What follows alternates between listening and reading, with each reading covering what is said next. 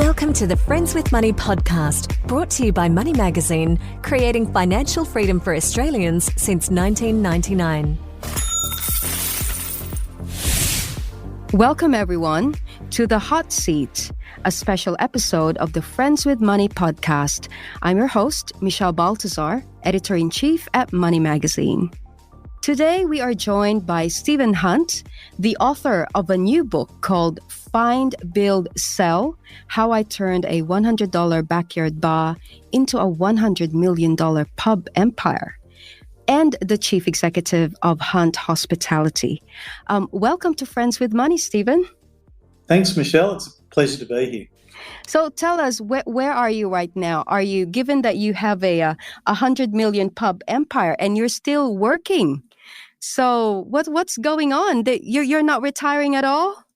No, I think it's funny because a lot of people think that when you have your own business, that's when the work stops. But I think sometimes that's when the work begins because you're responsible.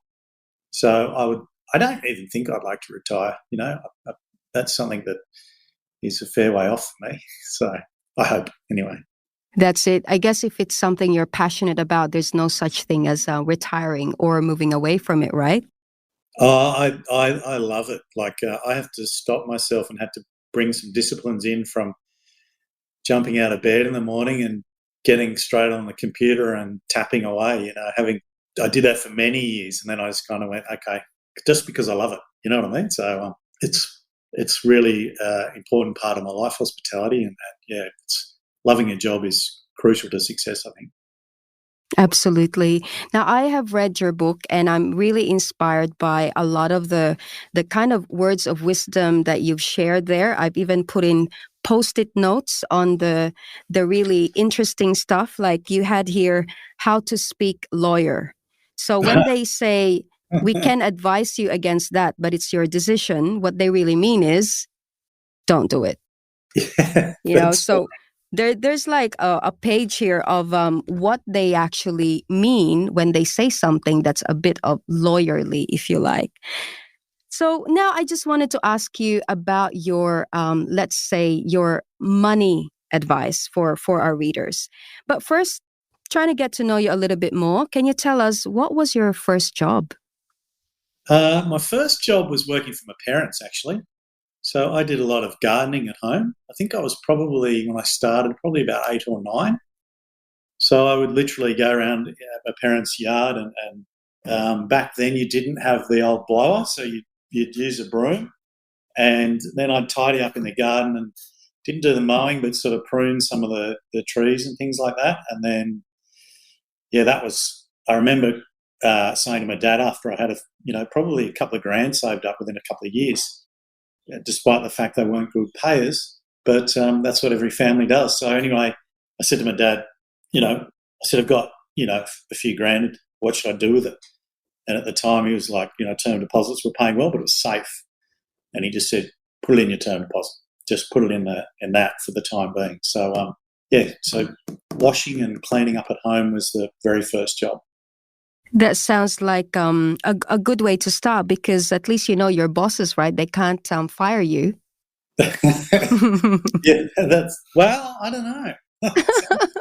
Sometimes I think he thought about, only being 8 and pretty active, I'd easily wander. So, but no, he was a good mentor.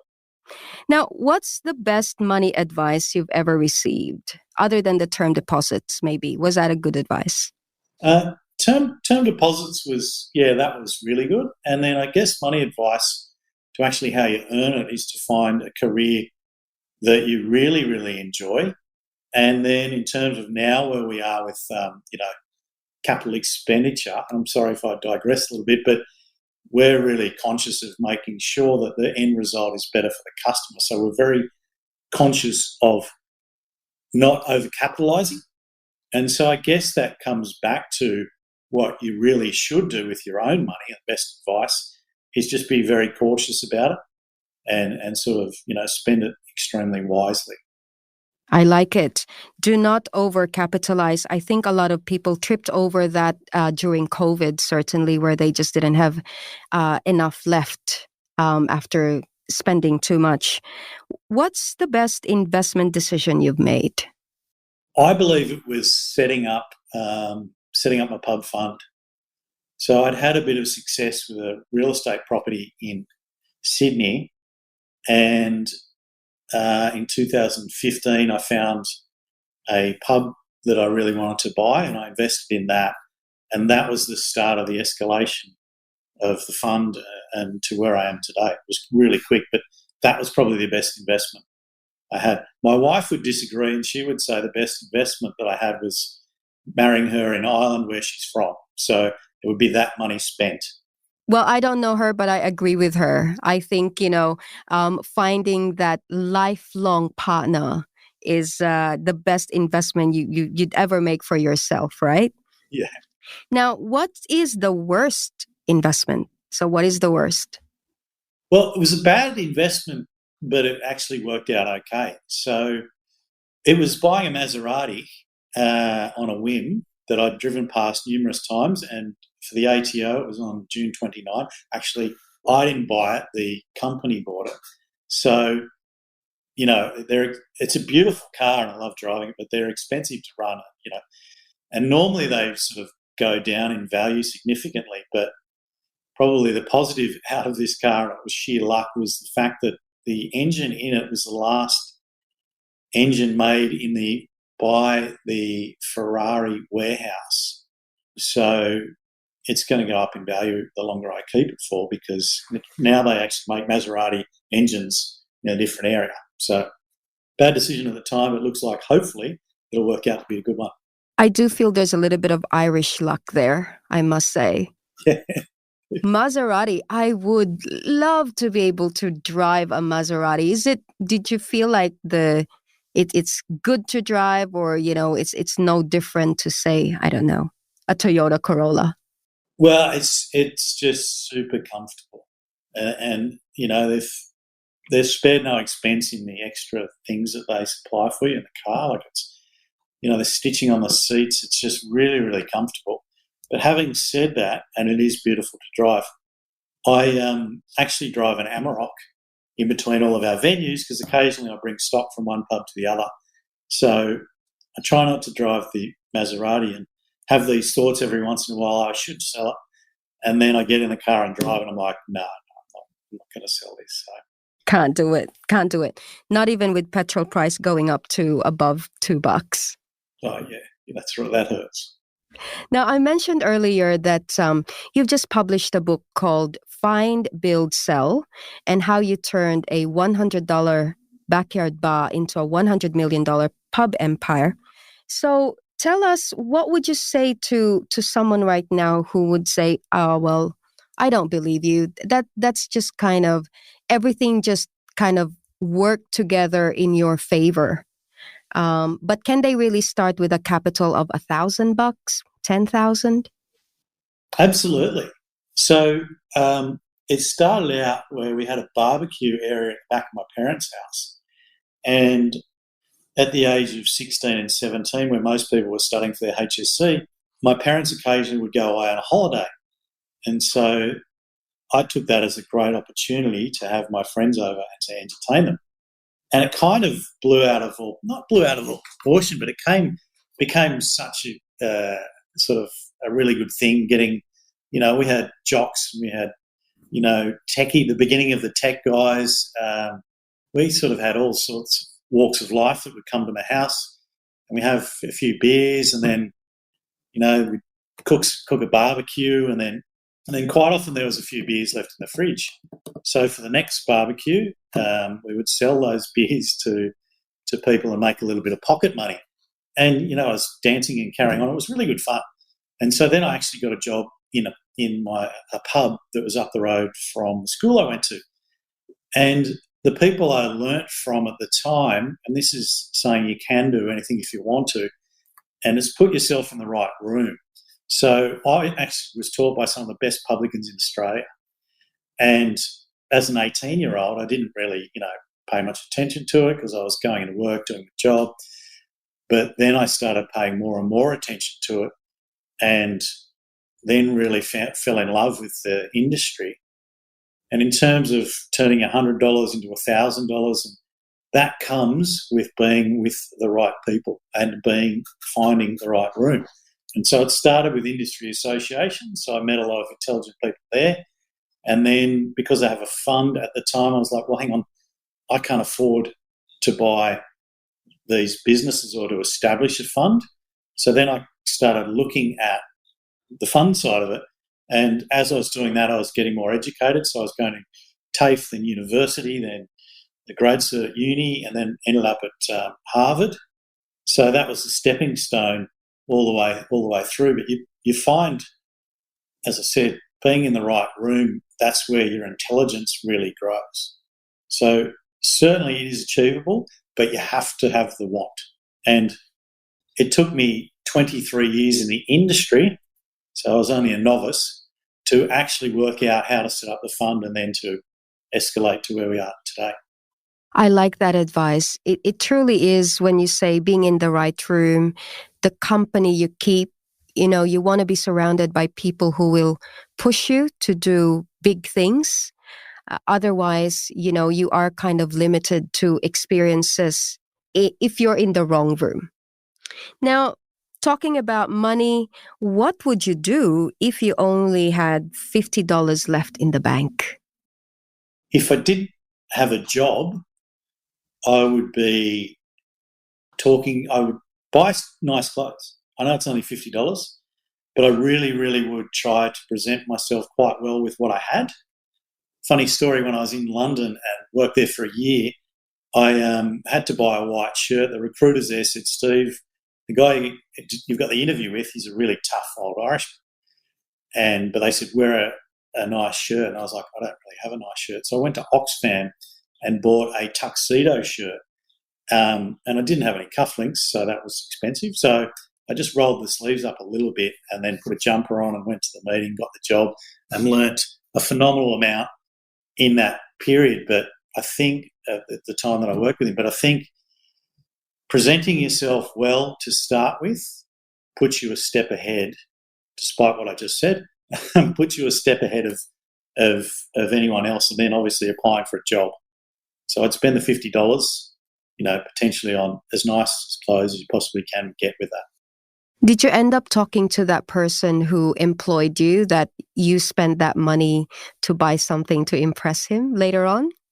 Yeah, we had a really open and honest relationship. He was I had a smile when I think about it. We had a lot of good fun, and he didn't mention it when I mentioned it to him. He just sort of smiled wryly, wry smile.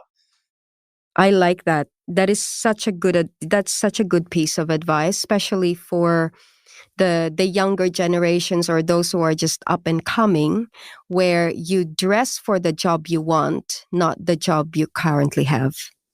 Absolutely, and it's a classic saying of pride in presentation is pride in performance. So, Agree. Yeah.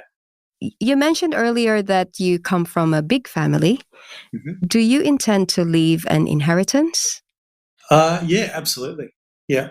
I think inheritance comes in many forms, and for sure I'd love to leave some money to my children. Hopefully that's a long way off. But I think spending money on my children now to do with their education is kind of like dipping into the inheritance for the future. And then teaching them more about, actually some of my kids may not go to uni. My two oldest daughters are at uni now. I've got three boys. Whether they choose to go to uni or not, we'll sort of guide them on it. But teaching them the basics about earning money and saving, and then giving back to the community and to your sporting clubs. I think that's kind of like a form of inheritance, if you know what I mean. It's what you're actually teaching them when you're here. And then because that stays with them when you're gone, hopefully they make right decisions. Sounds like a plan. I know that you get this question a lot, but a lot of pubs and bars have had to close. So what is the future of the pub industry when we have, this situation of a pandemic really putting a lot of publicans under pressure? I think the future is going to be a lot of innovation to do with pubs. It's going to be bringing a lot of things from other industries. I actually heard a really good story about a pub that had a massive function room, and they started having Zumba classes. So I see kind of innovations like that. I think the call and collect side of the business, I think that's probably going to stay. My advice to any publicans would be to obviously have a big cash stash there.